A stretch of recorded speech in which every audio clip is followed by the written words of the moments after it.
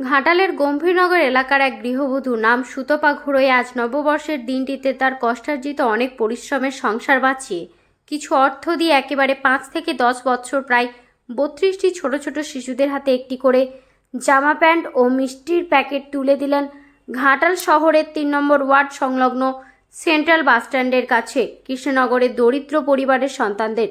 এই উপহার পেয়ে নববর্ষের দিনটিতে ওই ছোট শিশুদের খুবই আনন্দ। এদের হাতে তুলে দিতে পেরে নিজেকেও একটা ভালো কাজ করতে পারায় খুশি ফেসবুক ক্রিয়েটার ও ব্লগার সুতপা ঘোড়ই। উপস্থিত ছিলেন সুতপার বন্ধু মৌসুমী দাস ও স্থানীয় সমাজকর্মী সঞ্জয় প্রামাণিক। সঞ্জয়বাবু বলেন, সুতপা দেবীর এই উদ্যোগের প্রশংসা করছি আমরা। সুতপা দেবী জানান, আগামী দিনে চেষ্টা করছি এই ধরনের কাজ করার।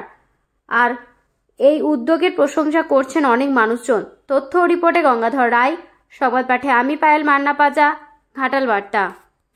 জানেন যে অনেক দুস্থ পরিবার এবং ছোট্ট ছোট্ট আমরা মধ্যবিত্ত পরিবার আছে। আর একেবারে সামনে আপনাদের সাথে পরিচয় করবি। আপনার নাম ম্যাডাম? সুতপা ঘোড়ই। আপনি কি করেন?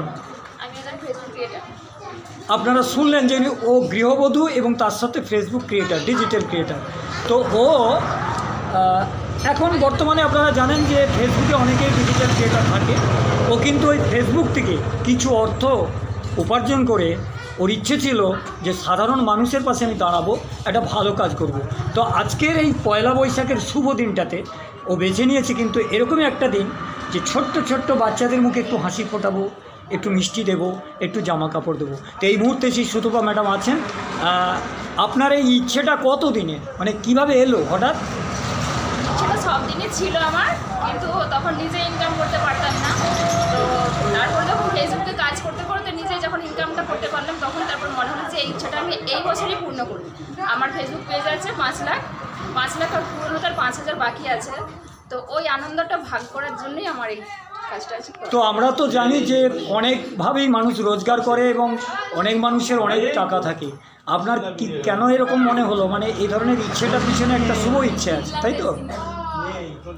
আর আমার এগুলো ভালো লাগে, আমার ইচ্ছে ছিল, স্বপ্নটা ছিল, আপনারা শুনলেন, বিস্তারিত আর বলে লাভ নেই। এই ধরনের একজন গৃহবধূ তার কষ্টার্জিত অর্থের আজকের যে সুন্দর একটি কাজ, এই কাজটা আপনারা কেমনভাবে দেখছেন নিশ্চয়ই আপনারা কমেন্টে জানাবেন। আমরা আশা করব সুতপা ম্যাডাম এগিয়ে যাবে আগামী দিনে। আপনার আগামী দিনে কি ঠিক এই ধরনের কাজের আর কোনো ইচ্ছে আছে? বাহ, সুন্দর যিনি জানালেন। একেবারে কৃষ্ণনগরে একটা আমরা কাজ করলাম আজকে, আমরা নয়, সুতপা ম্যাডাম করলেন, ফেসবুক ক্রিয়েটার। সেটা হচ্ছে ছোটো ছোটো বাচ্চাদের আজকের দিনে একটু মিষ্টিমুখ আর জামা কাপড়। তো আমাদের সঙ্গে সহযোগী ছিলেন একেবারে সমাজসেবী, একেবারে এখানকারই বাসিন্দা এবং যিনি দেখভাল করেন এখানকার ভালো মন্দগুলো। আপনার নামটা স্যার? আমার নাম সঞ্জয় প্রামাণিক। সঞ্জয়বাবু, আপনি সমাজসেবী হিসেবে বলি, যদিও আপনি একটা রাজনীতির সঙ্গে যুক্ত, আমি সেটা বলতে চাইছি না। তো আপনি তো শুনেছি অনেক রকম সমাজসেবার কাজ এখানে লোকাল করে থাকেন। তো আপনার কি মনে হলো এই যে সুতপা ম্যাডাম একজন গৃহবধূ, একেবারে সাধারণ পরিবার থেকে এসেছে এবং ফেসবুক ক্রিয়েটার, তার কষ্টার্জিত অর্থের এই যে চিন্তাটা, এটাকে কি বলবেন?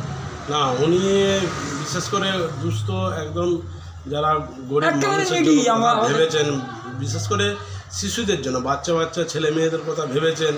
তাদের শুভ নববর্ষে যে একটা হাসি মুখ ফোটানো, মিষ্টি একটা তাদের জামা কাপড় যে পরেছেন সুতপা ম্যাডাম এবং তার বান্ধবী সহযোগী মৌসুমী দাস মহাশয়া, ওনাদের অনেক ধন্যবাদ, শুভেচ্ছা। আর আগামী দিনে আমার একটা বার্তা যে ওনারা এইভাবেই মানুষের পাশে থাকুক। কারণ আমরা যে এলাকাটা আছি, আমরা বিশেষ করে এই জায়গাটা খুব বন্যা কবলিত এলাকা, মানুষ খুব মানে মাঝে মাঝেই দুরবস্থার মধ্যে দিয়ে পড়তে হয়, খারাপ অবস্থায় থাকে। এইভাবে মানুষের পাশে আসে খুবই ভালো। আপনারা শুনলেন যে একেবারে সমাজসেবী বার্তা। হ্যাঁ, এইটুকুই বলা।